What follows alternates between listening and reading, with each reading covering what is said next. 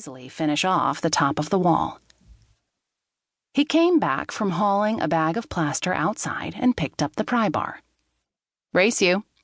I'll take down this side and you do that one. You're on. Loser buys lunch at the Rusty Anchor." He gave me 2 work-gloved thumbs up with eyes smiling above his mask. I had a head start on him. I pried and ripped and pried, glancing over at Tim, laughing. We weren't really racing, because he kept stopping to fill bags with debris and haul them out. I finally got to more or less my eye level. I'm 5'7", so at about 5.5 feet up. But opposite me wasn't the storage area.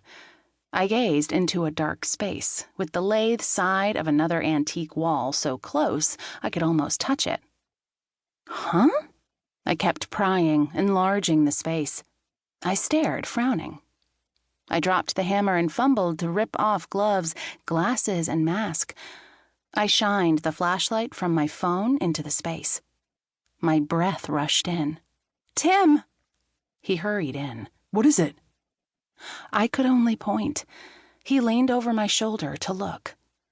The light illuminated a skeleton seated on a wooden chair.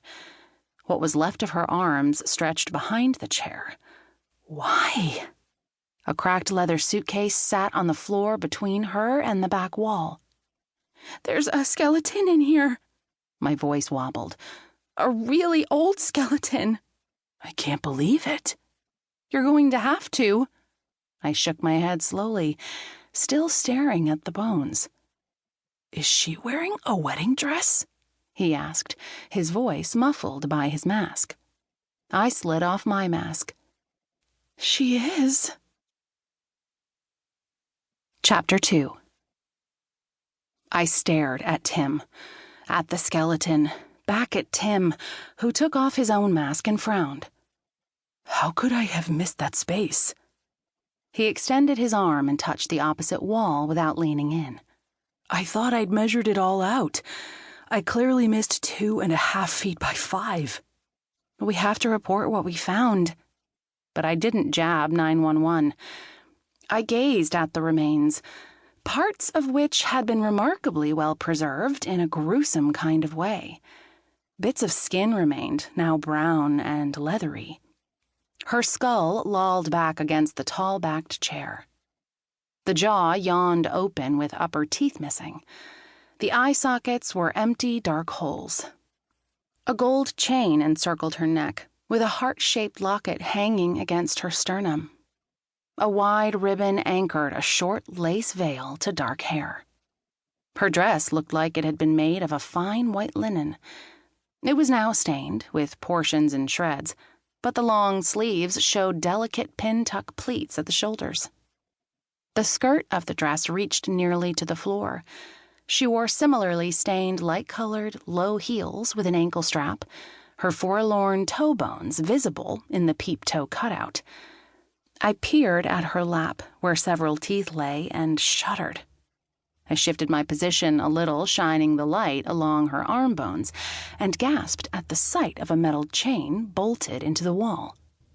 "Tim," I whispered. "I think she's handcuffed to the wall." "Really?" "I think so. See how her hands are behind her? The poor thing. Somebody seriously didn't want her to get married." My heart broke for her, but it was also starting to feel like a horror movie, and me with my own wedding only days away.